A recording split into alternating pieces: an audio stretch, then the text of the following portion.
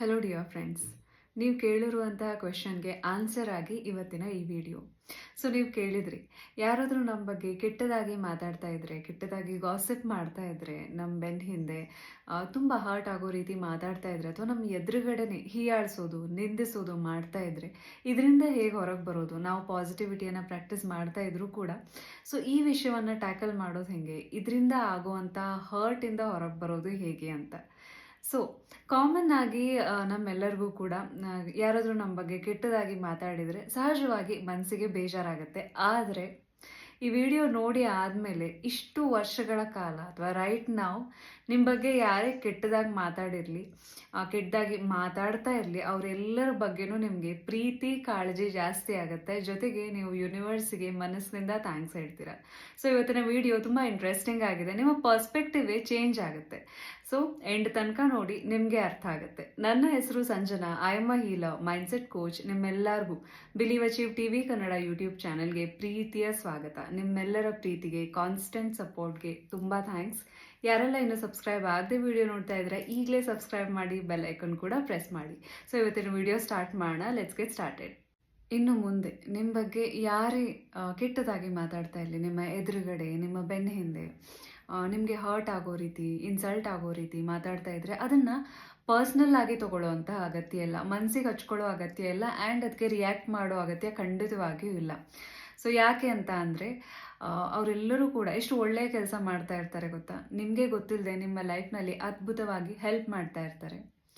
So law of energy, so most of the time ನಮಗೆ ಗೊತ್ತಿರಲ್ಲ ಇದ್ರ ಬಗ್ಗೆ.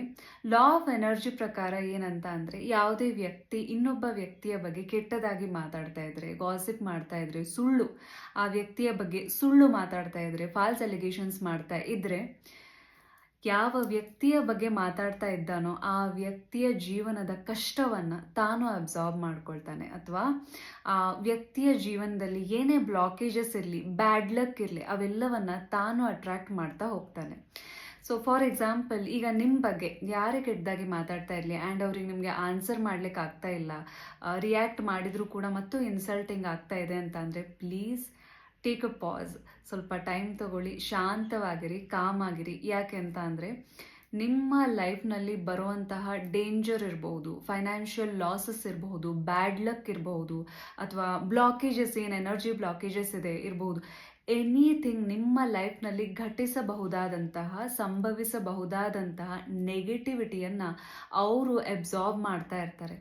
ಆದ ಕಾರಣ ಇನ್ನು ಮುಂದೆ ಯಾರೇ ನಿಮಗೆ ನೆಗೆಟಿವ್ ಆಗಿ ಮಾತಾಡಿದರೂ ಕೂಡ ಮನಸ್ಸಿನಿಂದ ಯೂನಿವರ್ಸ್ಗೆ ಥ್ಯಾಂಕ್ಸ್ ಹೇಳಿ. ಯೂನಿವರ್ಸ್ ಏನು ಮಾಡ್ತಾ ಇರುತ್ತೆ, ಆ ವ್ಯಕ್ತಿಯ ಥ್ರೂ ನಿಮ್ಮ ಲೈಫ್ನಲ್ಲಿ ಇರುವಂತಹ ನೆಗೆಟಿವಿಟಿಯನ್ನು ರಿಮೂವ್ ಮಾಡ್ತಾ ಇರುತ್ತೆ. ಆ್ಯಂಡ್ ಯೂನಿವರ್ಸ್ಗೆ ಮನಸ್ಸಿನಿಂದ ಥ್ಯಾಂಕ್ಸ್ ಹೇಳಿ, ಆ್ಯಂಡ್ ಆ ವ್ಯಕ್ತಿಗೂ ಕೂಡ ಥ್ಯಾಂಕ್ಸ್ ಹೇಳಿ. ಜೊತೆಗೆ ಗಾಡ್ ಬ್ಲೆಸ್ ಯು, ನಿಮಗೆ ತುಂಬ ಒಳ್ಳೆಯದಾಗಲಿ ಅಂತ ಪಾಸಿಟಿವಿಟಿಯನ್ನು ಆ ವ್ಯಕ್ತಿಗೆ ಸೆಂಡ್ ಮಾಡಿ.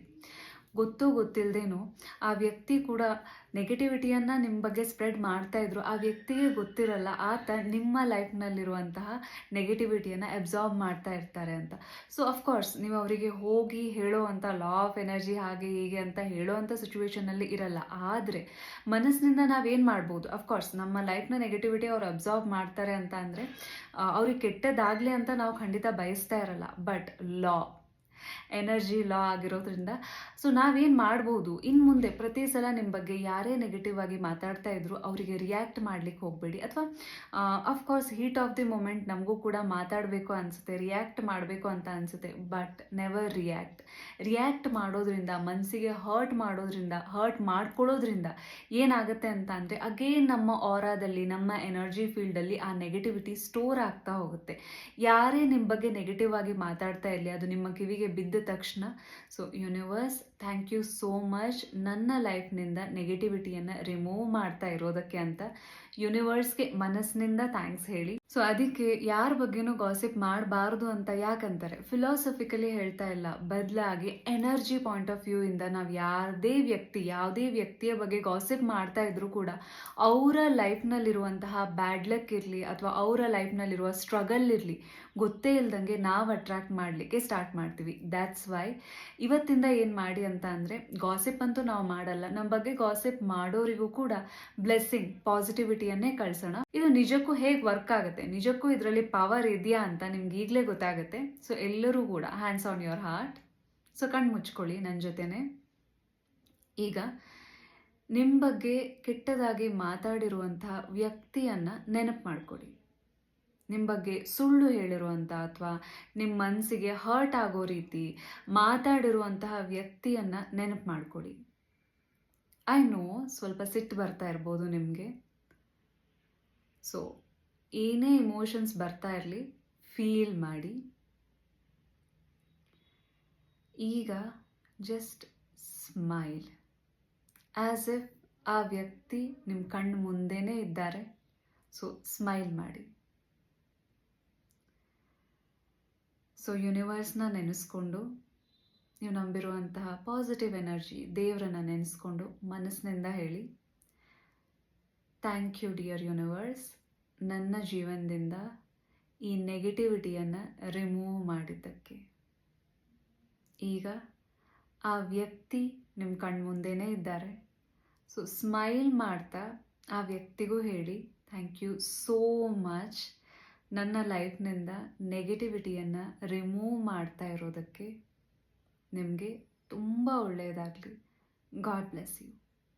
Take a deep breath in slowly and relax.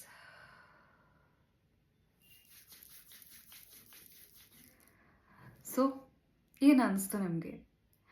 So ನಮ್ಮ ಬಗ್ಗೆ ಯಾರೇ ಕೆಟ್ಟದಾಗ ಮಾತಾಡಿದರೂ ಕೂಡ ಖಂಡಿತ ಸಿಟ್ಟು ಬರ್ತಾ ಇರುತ್ತೆ. ಈ ಎಕ್ಸಸೈಸ್ ಆದಮೇಲೆ ಮನಸ್ಸಿನಿಂದ ಯೂನಿವರ್ಸ್ಗೆ ಆ್ಯಂಡ್ ಆ ವ್ಯಕ್ತಿಗೆ ಪಾಸಿಟಿವಿಟಿಯನ್ನು, ಗ್ರ್ಯಾಟಿಟ್ಯೂಡ್ನ ಸೆಂಡ್ ಮಾಡಿದ ತಕ್ಷಣ ನಿಮ್ಮ ಮುಖದಲ್ಲಿ ಆನ್ ಯುವರ್ ಓನ್ ಸ್ಮೈಲ್ ಬಂತು ಅಲ್ವಾ?